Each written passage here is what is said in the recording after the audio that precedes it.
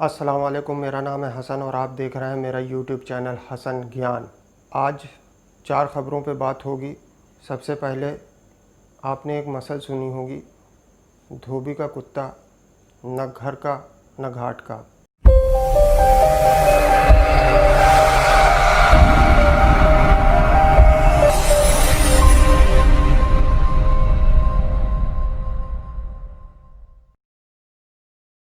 तो आज राजनीतिक गलियारे में ये मुहावरा सच होते होते रह गया, क्योंकि आज शाम से ही एक ख़बर सोशल मीडिया और गोदी मीडिया के द्वारा फैलाई जा रही थी कि ज्योतिरादित्य सिंधिया जो हैं वो भाजपा को अपने ट्विटर हैंडल से उन्होंने हटा दिया है और वो शायद किसी दूसरी पार्टी या खुद की कोई पार्टी बनाने जा रहे हैं। तो इस खबर पे विराम लगाते हुए ज्योतिरादित्य सिंधिया ने एक ट्वीट करा और उसमें उन्होंने मध्य प्रदेश में हो रहे उपचुनाव के प्रत्याशियों को और वहाँ के कार्यकर्ताओं को संबोधित करा और उन्हें बधाई दी और उनसे आने वाले उपचुनाव में जीतने की कामना करी।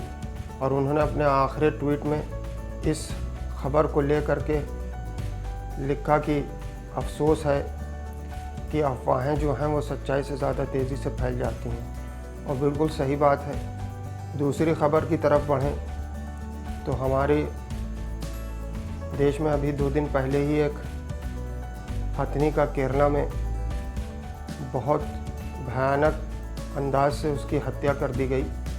उसको अनानास में बम रख करके खिलाया गया और वो बम उसके मुंह में फूट गया, जिससे उसकी मौत हो गई। जिसने भी ये कृत्य करा है, मैं अपील करता हूँ वो उसको कम से कम उसके ऊपर 302 का मुकदमा दर्ज करा जाए और उसे फांसी की सज़ा दे दी जाए।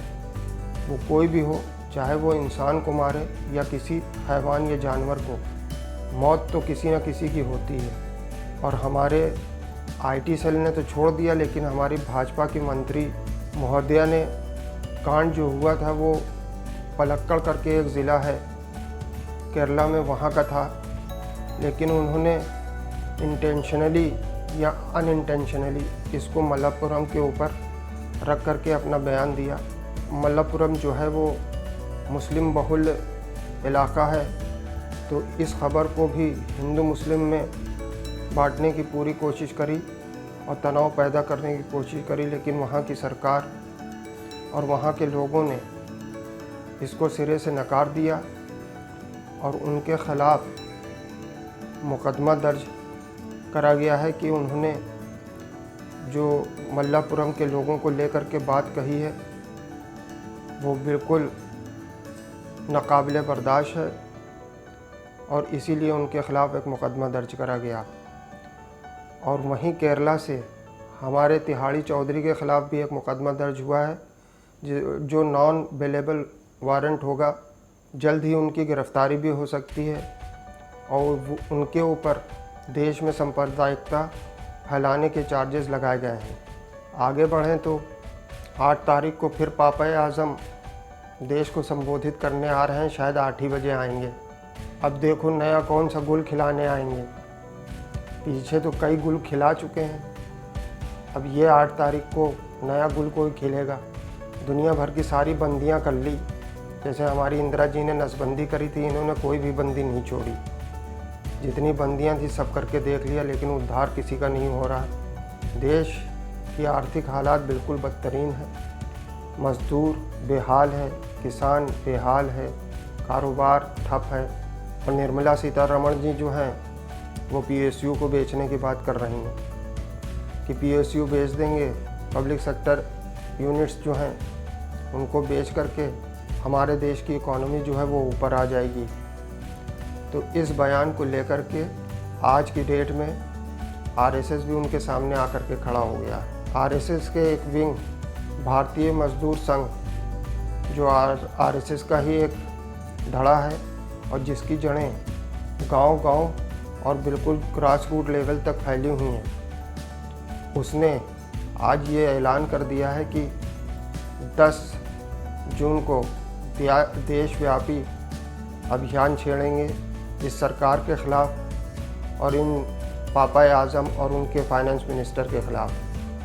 तो हम क्या अंदाज़ा लगाएं कि आने वाले टाइम में मोदी बनाम आरएसएस होगा, क्योंकि आरएसएस चाहती तो इस प्रदर्शन को रोक सकती है। इस प्रदर्शन को होना यही बताता है कि पापा आज़म से आरएसएस जो है वो नाराज़ है और उनकी नीतियों से नाराज़ है, क्योंकि उन्होंने देश का जो हाल कर दिया है अपनी बड़बोलेपन से, वो सभी देख रहे हैं। और इनकी वजह से आरएसएस की जो बदनामी हो रही है वो तो हो ही रही है, उसकी पकड़ भी देश पे कमज़ोर हो रही है। तो इससे लड़ने के लिए उसने अपने विंग को तैयार कर दिया है और 10 तारीख से वो अपनी ही सरकार के ख़िलाफ़ प्रदर्शन के लिए उतर रहे हैं। तो देख लो अंधभक्तों कि आप उस पाले में हो कि इस पाले में।